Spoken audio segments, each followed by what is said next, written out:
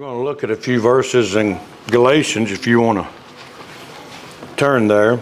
I think we got to verse 14 of the first chapter. Just cover a few verses this evening, and in the first verse maybe of the second chapter, as there's a transition taking place. But here in verse 14 he says this, "And I advanced in Judaism beyond many of my contemporaries in my own nation, being more exceedingly zealous for the traditions of my fathers." You know, I think sometimes there's some verses we don't give enough credit to, I guess you'd say. He's basically saying here was as dedicated to what was wrong as anybody ever was. He's basically saying that what he grew up knowing, that's what he wanted to promote in his life. That's all he focused on, being zealous of doing that. But it says right here in verse 15 and 16, "But when it pleased God, who separated me from my mother's womb and called me through his grace, to reveal his Son in me, that I might preach him among the Gentiles, I did not immediately confer with flesh and blood." That's an important verse right there.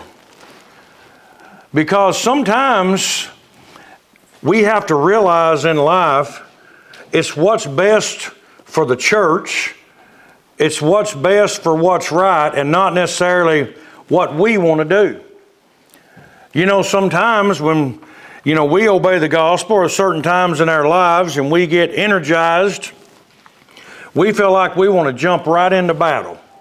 We want to go talk to people. We want to try to save them. We want to convert them. We want to do whatever we can for them.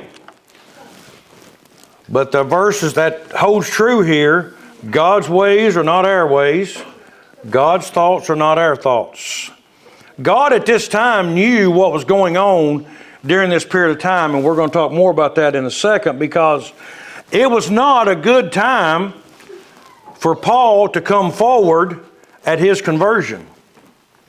There was a lot of fighting, there was a lot of bickering, there was a lot of division, and if he would have come forward with this without the proof of his conversion, no doubt when you read some historians, it would have probably hurt the church more than it helped. But also, I think behind the scenes, God was trying to protect Paul, because he knew what he was going to face in life. He knew what he was going to deal with. He knew the adversity, and he had to get him up to that time. But at the same time, God was protecting the church. And the best way I can explain it is this way. I didn't understand it when my kids was little, but the older I get, I understand it now. You know, when you have children and you watch them every day, you just get used to them being there. You get used to them to the way they are, and you don't see changes in their life lots of times. But how many times if you go visit relatives or you go to a church meeting or something, people that only see your kids once a year or maybe twice a year, they will say, "Ma, that kid's changed," or "that kid's grown." And you're sitting there thinking, "No, it's the same old kid, been here every day." But you see, there was a time. There's a time frame right there. There's a time frame that they didn't see from here to here. And they have to put the two together. Lots of times we as Christians, I think, are the same way. You know, in my life, I'm thankful that sometimes there were situations happen in my life and I decided to make them right, and I tried to get away from those things and hide myself for a while, because if there's a space between there and there that people can't put together, sometimes they're more accepting of where you are now. They're more accepting of the situation. And I honestly think that's where we are right here. I think God knows that in the back of these people's minds, those false teachers that's been going around talking about his conversion's not real, he never was converted, that situation's not true, that your mind, they're trying to trick you. What he's trying to do is give Paul time to grow spiritually, to grow as a Christian, to mature in how to handle situations, to how to handle adversity and problems. I think that's what he's doing right here. But then he goes on right here. Paul says this, nor did I go up to Jerusalem to those who were apostles before me, but I went to Arabia and returned again to Damascus. Then after 3 years, I went up to Jerusalem to see Peter and remained with him 15 days. You see, there's something, when you hear about Paul's conversion and Paul starting to preach the gospel and all, it's amazing to me because his story is so different from any other writer in the Bible, yet most of the books are written by him. And he didn't have all the other apostles patting him on the back. He didn't have all the other apostles with him every day, them eating together, talking together, dealing with situations together, being able to encourage each other, to uplift each other. He didn't have that.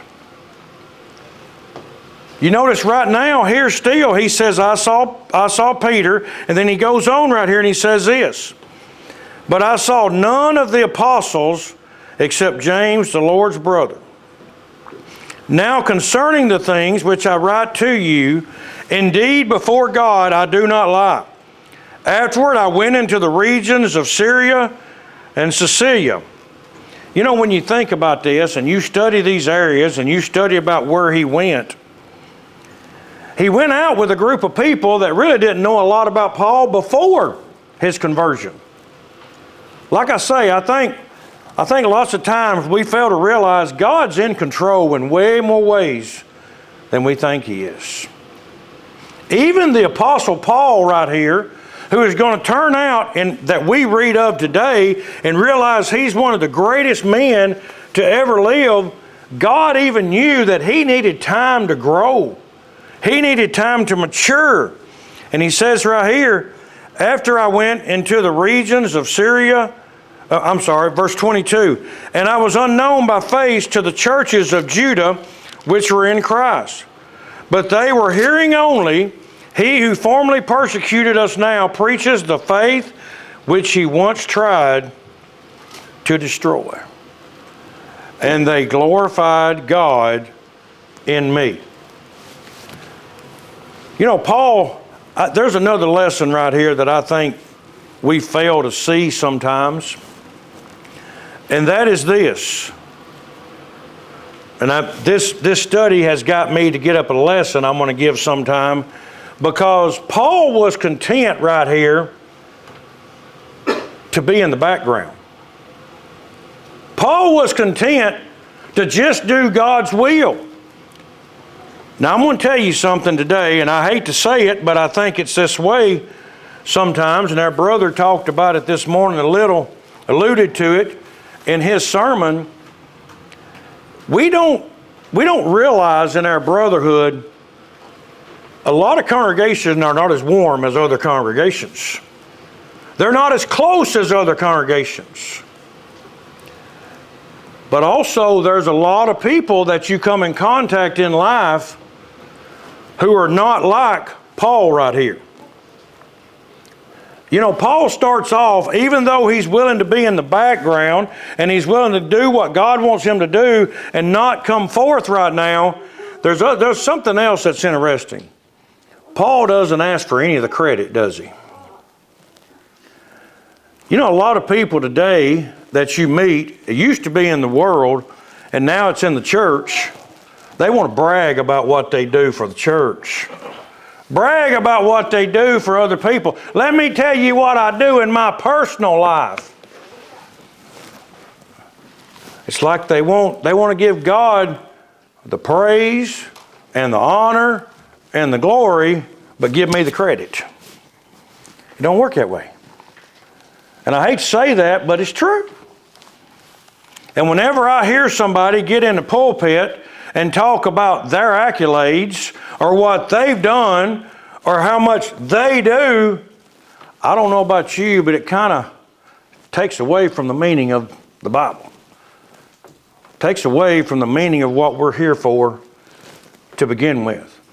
Now, Dad always had a study with us young men, and Wayne, Hannah's dad, was in that study. And I told Mom to try to find it the other day because I think the men here, I think it'd be good to pass it out. He had done a study on the good eyes and the bad eyes in the church and in the Bible. He says there's sometimes you can use the word eye and it's a good thing to do. But there's sometimes you use the word eye, you should leave it out. Leave it out of your vocabulary.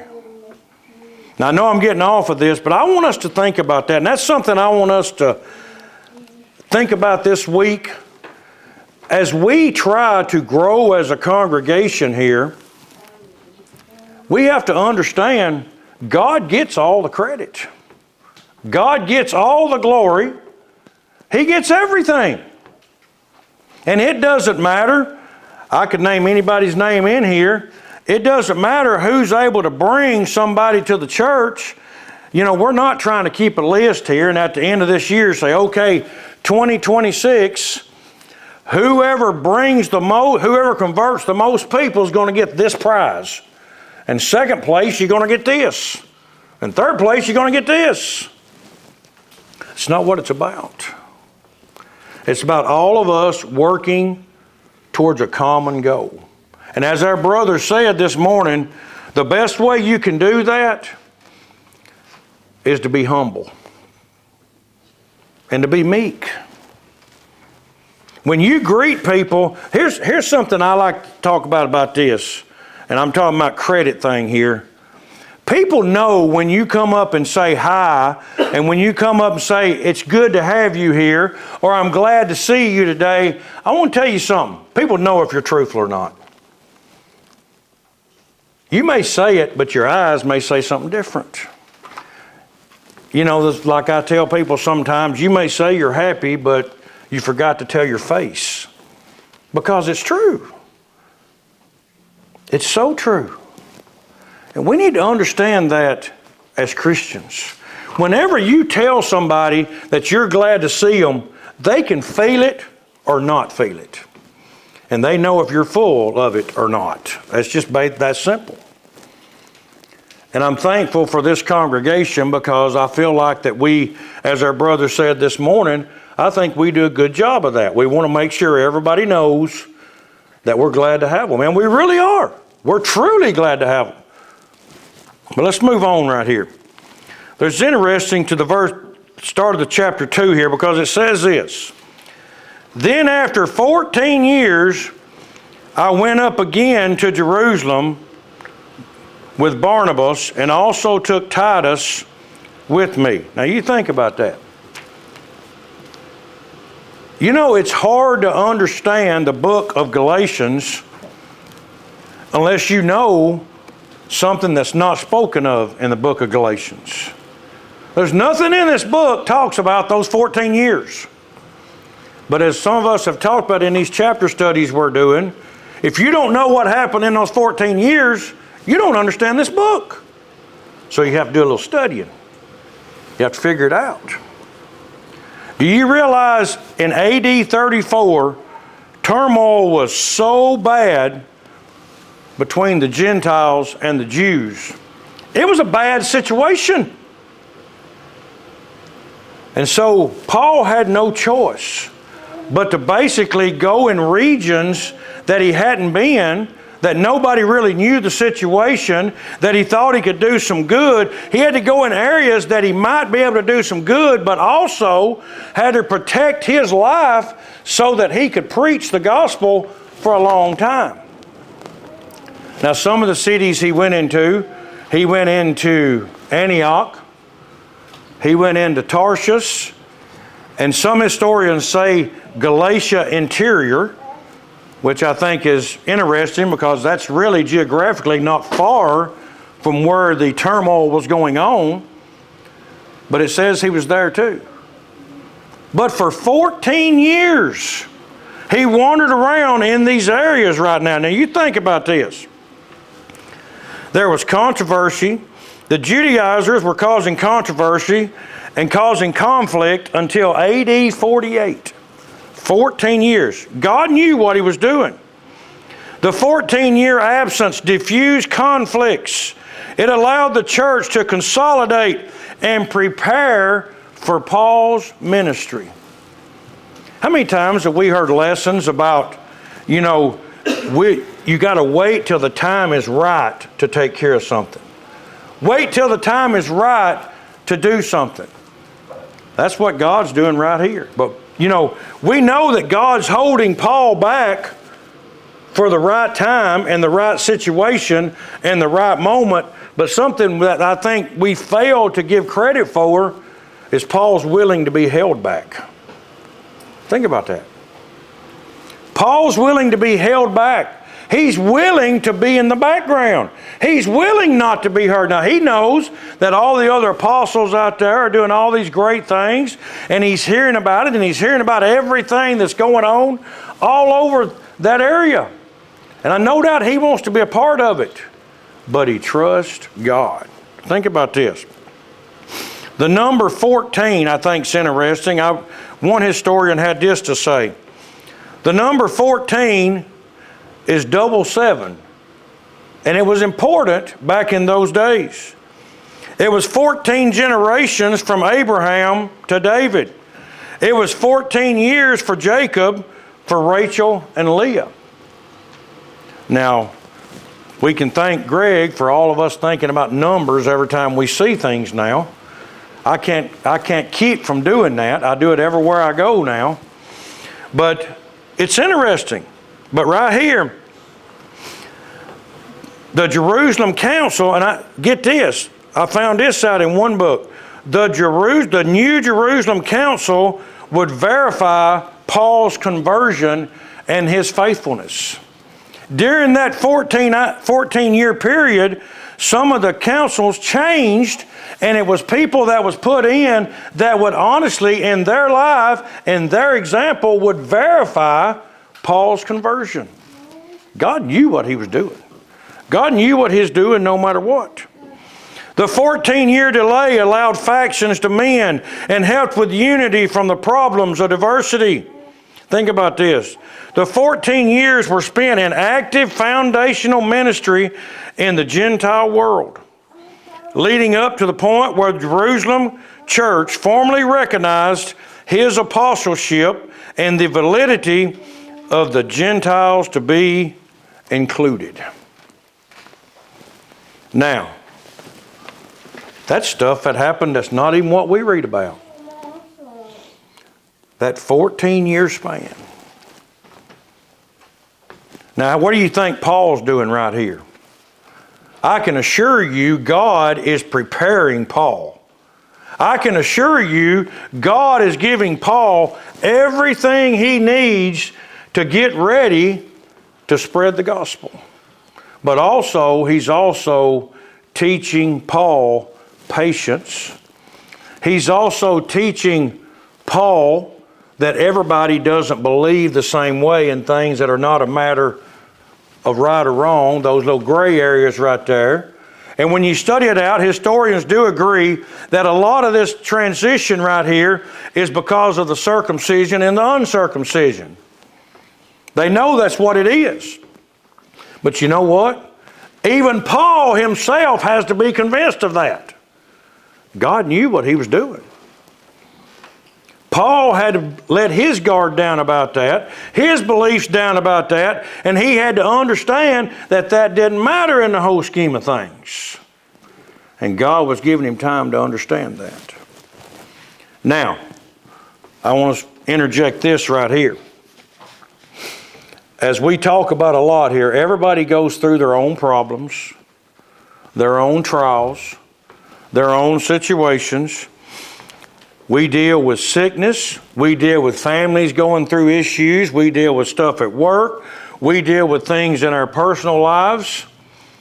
Now understand, here's an area where we might be like Paul. Sometimes we wonder when things are going to change. We wonder when the problem's going to be over. We wonder when God's going to take care of something. I want to tell you something. Just like Paul right here, all we need to do as Christians, all we need to do as believers is just to understand God will take care of it. He's going to take care of it. As I said, His ways are not our ways. But you know something else that we have to understand, and I'm sure all the apostles had to understand?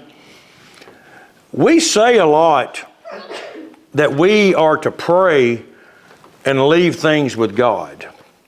And I'm sure Paul was doing that during this time right here.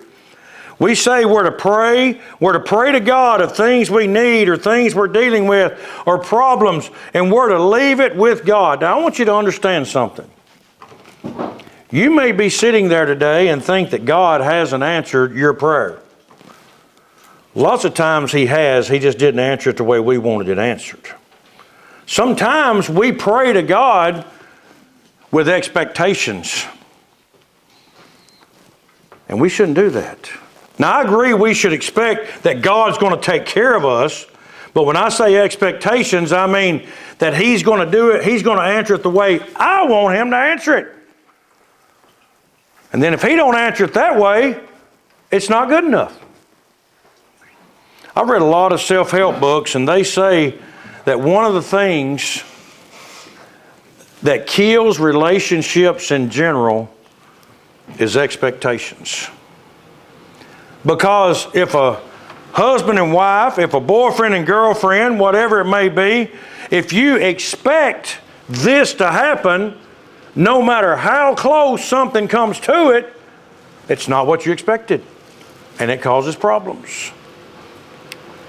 So from now on, we need to pray to God and leave it in His hands.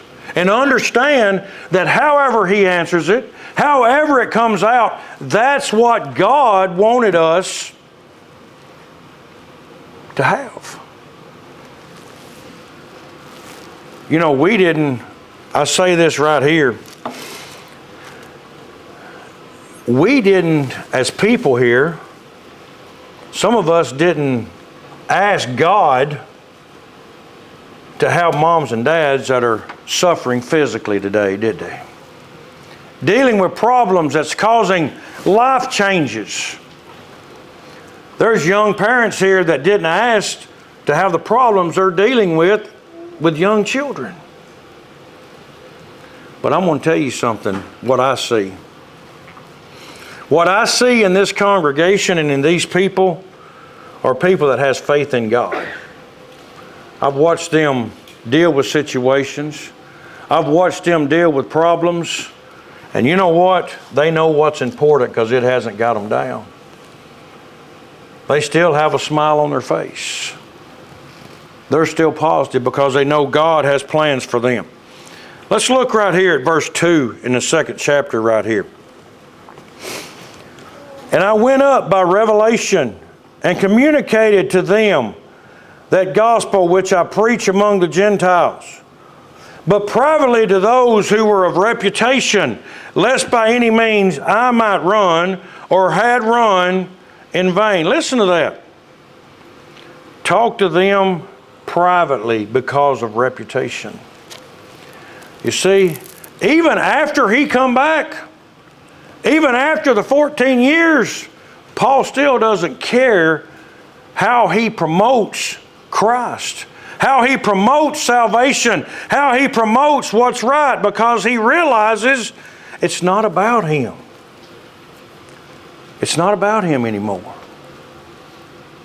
Let's tie in verse 3 today, because verse 4 is going to go to something totally different.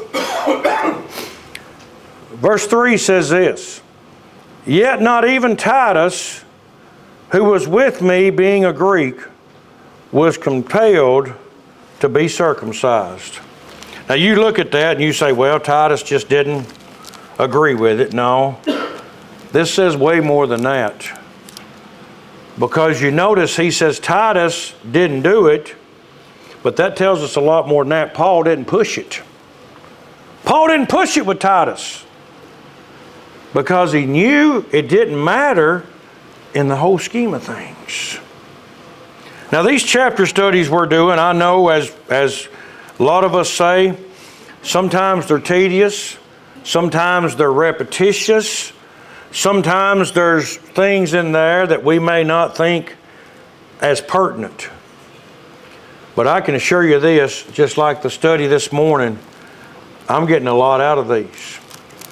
I'll have to say, this week, I'm going to give him the big head. I thought Sterling was smarter after his sermon than he was before his last sermon, because I really enjoyed that.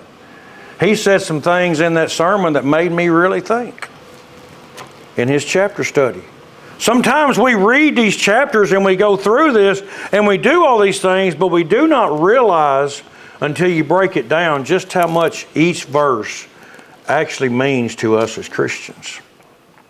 So I think right here in these few verses, I think what Paul is trying to teach us, Paul's trying to teach us that it's not him, it's Christ that lives in him before he ever comes back and starts doing all of his preaching. Now understand, you think this is going to be a long period, because I like the way it says he's coming back for his ministry. He only come back in AD 48. And he dies in AD, historians say either the end of AD 67 or the beginning of AD 68. So that means he only preached 33 years, 31 years, 32 or 33 years. That's all he had. That's all the time he had to preach the gospel and to write all the books that we read about in this Bible right here. That's a lot to write in 30 years, 30 plus years.